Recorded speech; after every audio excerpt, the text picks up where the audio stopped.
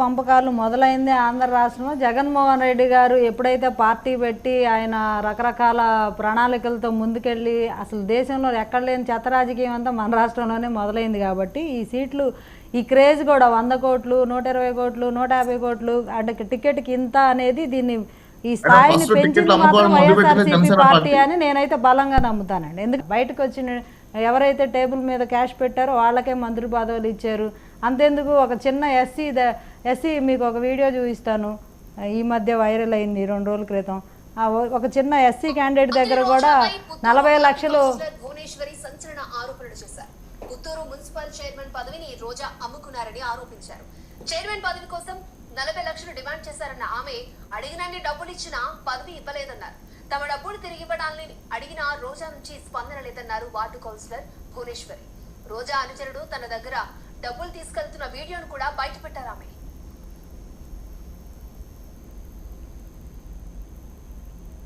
So అయిపోయినట్టుంది, అయిపోయినట్టు ఆవిడ మాట్లాడుతున్నారు. చైర్మన్ నీకే కదా అని చెప్పారు.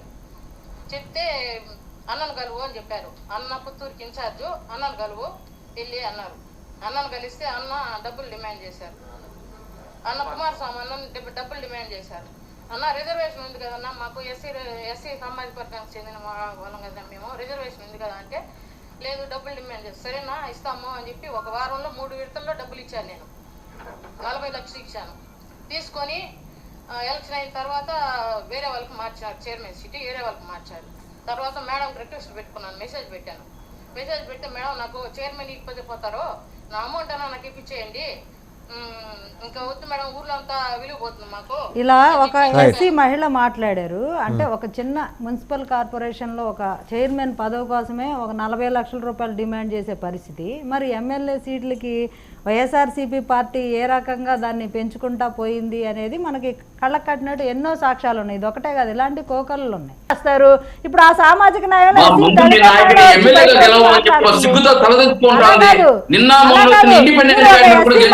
బయటకు వచ్చి మాట్లాడుతున్నారు.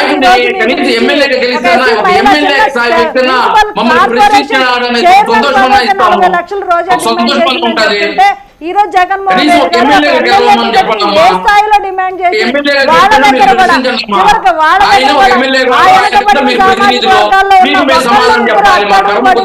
ఇప్పుడు మీరు ఆ వెనకబడిన సామాజిక వర్గాల్లో ఉన్న ఒక్కళ్ళిద్దరు పారిశ్రామికవేత్తలను కూడా బ్రతకనీయకుండా వాళ్ళను కూడా మీరు బయటికి లాగి వాళ్ళని కూడా బాధేస్తున్నారు, మీ ఖజానాకి నింపుకుంటున్నారు.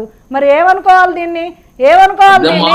ఇప్పుడు రాజకీయాలు జగన్మోహన్ రెడ్డి గారు రాజకీయం తెలియదు ఎవరికి? జగన్మోహన్ రెడ్డి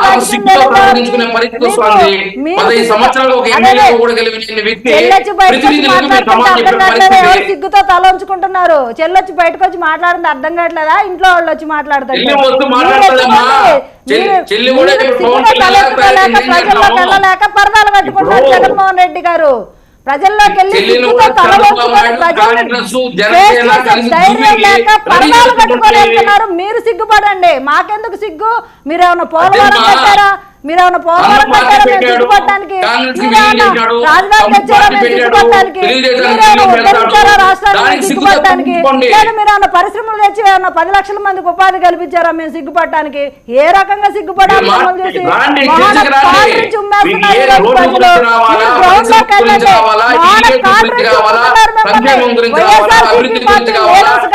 వైఎస్ఆర్సీపీ పార్టీ అధినేత కానీ ప్రజల్లోకి వెళ్ళి ధైర్యంగా ప్రజల్ని ఫేస్ చేసే దమ్ముందా? ఈ రోజు పరదాలు కట్టుకోకుండా ప్రజల్లో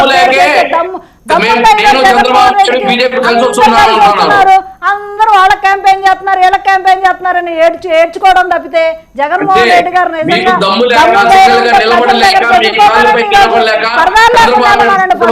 ఆయన పరదాలు లేకుండా రమ్మనండి బయటకి, ఒకసారి చూస్తాం. పరదాలు లేకుండా రమ్మనండి బయటికి. రైట్ బాలా గారు,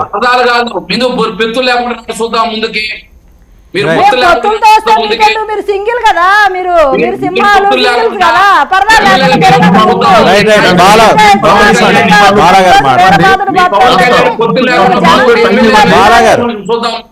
రైట్ వేణు